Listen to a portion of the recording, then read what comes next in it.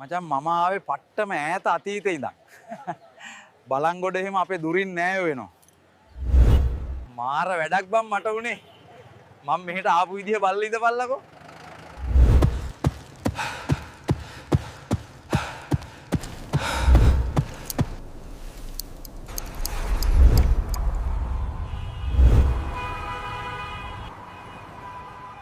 ඔරලෝසුවක් කරපු දෙයක් බලපන්කෝ.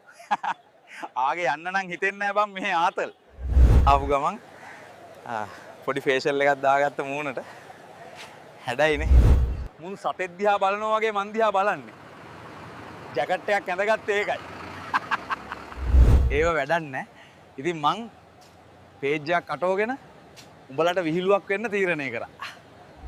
එහෙනම් සෙට් වෙමු. තවත් අලුත්ම වීඩියෝ එකකින්. මම මිස්ටර් පුරාතන.